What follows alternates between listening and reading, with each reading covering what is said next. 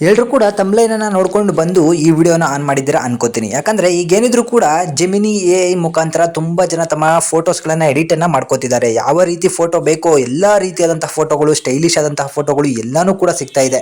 ಇಲ್ಲಿ ನೀವು ನೋಡಬಹುದು, ಉಮೇಶ್ ಅನ್ನೋ ಒಂದು ಹೆಸರಿಂದ ಯಾವ ರೀತಿಯಾದಂತಹ ಒಂದು ಅದ್ಭುತವಾದಂತಹ ಫೋಟೋವನ್ನ ಎಡಿಟ್ ಅನ್ನ ಮಾಡಿದ್ದಾರೆ.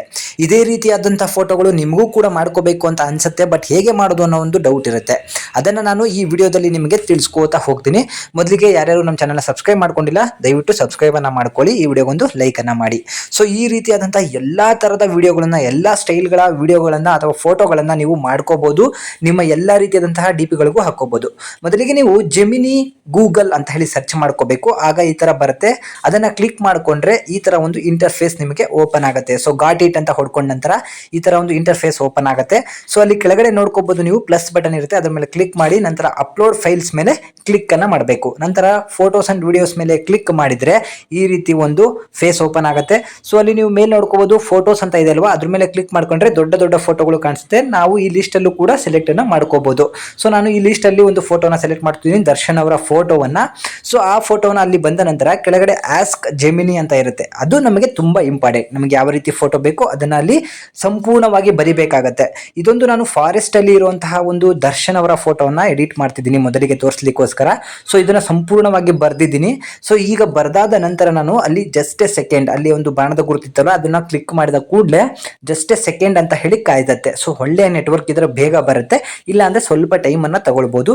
ದರ್ಶನ್ ಅವರು ನಿಂತಿರುವಂತಹ ಒಂದು ಫೋಟೋವನ್ನ, ಹಾಗೆ ಅವರ ಬ್ಯಾಕ್ ಗ್ರೌಂಡ್ ಅಲ್ಲಿ ಅವರ ಫೋಟೋ ಬರೋ ತರ ಒಂದು ಇಮೇಜ್ ಅನ್ನ ಬರ್ತಿದ್ದೀನಿ. ಅದು ಯಾವ ರೀತಿ ಬರುತ್ತೆ ಅಂತ ನೋಡ್ಕೊಳ್ಳಿ. ನೋಡಿ, ಈ ರೀತಿ ಒಂದು ಪೋಸ್ಟರ್ ತರ ಒಂದು ವಿಡಿಯೋಮ ಒಂದು ಫೋಟೋವನ್ನ ನಾನು ಜನರೇಟ್ ಅನ್ನ ಮಾಡಿದ್ದೀನಿ. ಸೊ ಈಗ ನಿಮಗೆ ನೆಕ್ಸ್ಟ್ ಯಾವ ರೀತಿ ಫೋಟೋ ಬೇಕು ಅಂತ ಹೇಳಿದ್ರೆ, ನೀವು ತಮ್ಲೈನ್ ಅಲ್ಲಿ ನೋಡ್ಕೊಂಡ್ ಬಂದ್ರಿ, ನಿಮ್ಮ ಹೆಸರು ಹಿಂದೆಗಡೆ ಬರಬೇಕು. ಹಾಗೆ ಈಗ ಹೇಗೆ ಸುದೀಪ್ ಅವರ ಫೋಟೋ ಇದೆ ಆ ಜಾಗದಲ್ಲಿ ನೀವು ಕೂಡ ಬರಬೇಕು, ಅದ್ಭುತವಾಗಿ ಕಾಣಿಸ್ಬೇಕು ಅಂತ ಹೇಳಿ.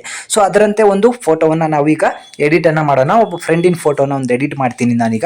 ಸೊ ಮೊದಲಿಗೆ ನಿಮಗೆ ಯಾವ ಫೋಟೋ ಬೇಕು, ಫೇಸ್ ಚೆನ್ನಾಗಿ ಕಾಣಿಸ್ತಾ ಇರಬೇಕು, ಆ ಫೋಟೋವನ್ನ ಸೆಲೆಕ್ಟ್ ಅನ್ನ ಮಾಡ್ಕೊಂಡು ಅಲ್ಲಿ ಓಕೆ ಕೊಟ್ಕೋಬೇಕು. ನಂತರ ಅಲ್ಲಿ ಅದು ಲೋಡ್ ಆಗೋ ತನಕ ಕಾಯ್ದು ಆಸ್ಕ್ ಜೆಮಿನಿ ಮೇಲೆ ಕ್ಲಿಕ್ ಅನ್ನ ಮಾಡಬೇಕು. ಅಲ್ಲಿ ಸಂಪೂರ್ಣವಾದ ಪ್ರಾಂಪ್ಟ್ ಅನ್ನ ಬರೀಬೇಕು. ಅದನ್ನ ಡಿಸ್ಕ್ರಿಪ್ಷನ್ ಅಲ್ಲಿ ನಾನು ಕೊಟ್ಟಿದ್ದೀನಿ, ಸಂಪೂರ್ಣವಾಗಿ ಕಾಪಿಯನ್ನ ಮಾಡ್ಕೊಳ್ಳಿ. ಅಲ್ಲಿ ಉಮೇಶ್ ಅನ್ನೋ ಒಂದು ಜಾಗದಲ್ಲಿ ಏನಿದೆ ಅದಲ್ಲಿ ನಿಮ್ಮ ಹೆಸರನ್ನ ದೊಡ್ಡ ಅಕ್ಷರದಲ್ಲಿ ಬರೀಬೇಕು, ಅಂದ್ರೆ ಬಿಗ್ ಲೆಟರ್ಸ್ ಅಲ್ಲಿ ಬರೀಬೇಕು. ನಾನು ಇಲ್ಲಿ ಬರ್ಕೋತಿದ್ದೀನಿ ನೋಡಿ, ಯೋಗೇಶ್ ಅಂತ ಹೇಳಿ. ಸೊ ಯೋಗೇಶ್ ನಾಯಕ್ ಅಂತ ಹೇಳಿ ಬರ್ಕೋತಿದ್ದೀನಿ. ಅಲ್ಲಿ ನಿಮ್ಮ ಹೆಸರನ್ನ ಬರ್ಕೊಂಡು ಸರ್ಚ್ಗೆ ಕೊಡಬೇಕು.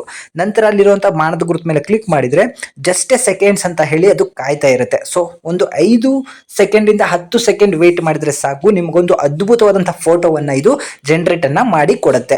ಸೊ ನಿಮಗೆ ಯಾವ ರೀತಿ ಫೋಟೋಗಳು ಬೇಕು ಅಂತ ಹೇಳಿ ನಿಮಗೆ ಅನ್ಸುತ್ತೋ ಅದನ್ನ ನನಗೆ ಕಮೆಂಟ್ ಮುಖಾಂತರ ತಿಳಿಸಿ. ನಿಮಗೆ ಡೌನ್ಲೋಡ್ ಮಾಡ್ಕೊಳ್ಳೋಕೆ ಬರಲಿಲ್ಲ ಅಂದ್ರೆ ನಾನು ಅದನ್ನ ಜನರೇಟ್ ಮಾಡಿ ನಿಮಗೆ ಕಳಿಸುವಂತ ಕೆಲಸವನ್ನ ಮಾಡ್ತೀನಿ. ನೋಡಿ, ಒಂದು ಅದ್ಭುತವಾದಂತಹ ಫೋಟೋ ಈಗ ಡೌನ್ಲೋಡ್ ಆಗಿದೆ.